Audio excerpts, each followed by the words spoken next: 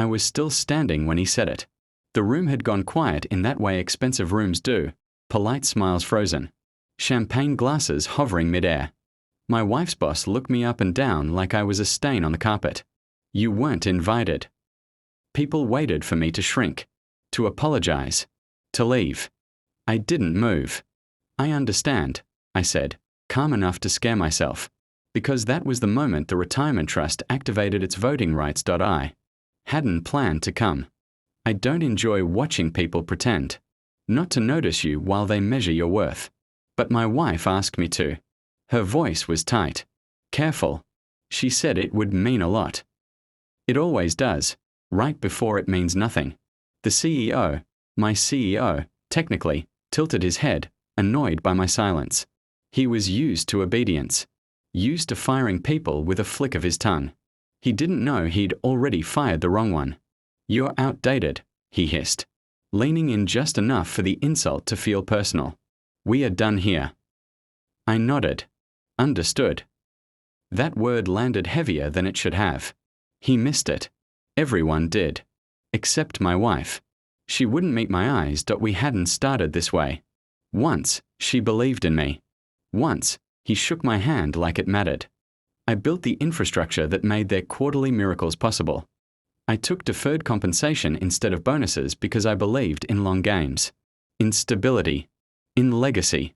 I parked my earnings where advisors told me smart men park them, quietly, inside a retirement trust designed for patience.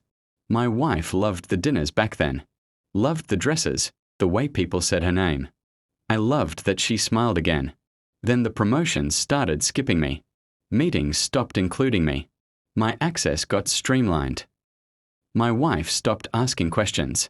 Betrayal rarely announces itself. It hums. Low and constant. I found out on a Tuesday. An internal memo, forwarded accidentally. A plan to phase me out. Replace my systems. Reassign my equity for liquidity purposes.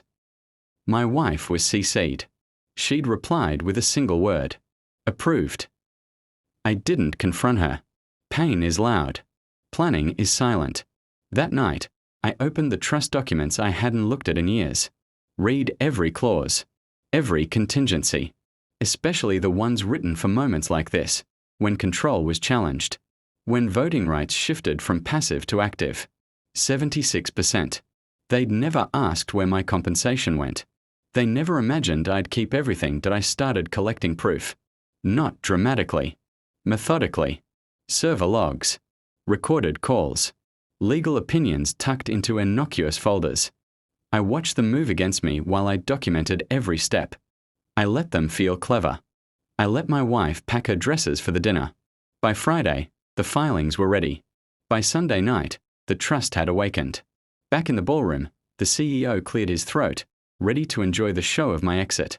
My wife's hand trembled around her glass. I won't take up more time, I said, raising my voice just enough. I only came to confirm something. He sighed. Security. Who just fired the person who owns 76% of the shares? The question didn't echo. It detonated. Faces turned. Phones came out. Someone laughed, too sharp. The CEO's smile cracked, then slipped. That's not. Public record, I finished. Filed this morning. Effective immediately. Silence. Again. But this time it wasn't polite. My wife stared at me like she was seeing a stranger. Maybe she was. By Monday morning, the board convened an emergency meeting. The CEO arrived late. I arrived early. He looked smaller without the room. You can't do this, he said. This is a misunderstanding. I slid the folder across the table. Evidence, tabbed and labeled. His signature everywhere. I said understood. I reminded him. I always listen. They voted. Unanimous. The irony tasted clean. He was escorted out. My wife didn't come home that night. She texted once. We need to talk. I didn't reply. I filed for separation the same day I restructured the company. Clean cuts. No theatrics. Just results.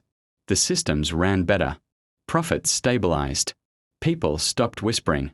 Sometimes I think about that dinner. the moment everyone waited for me to leave. I didn't raise my voice. I didn't threaten.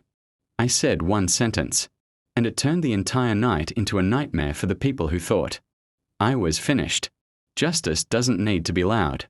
It just needs to be patient.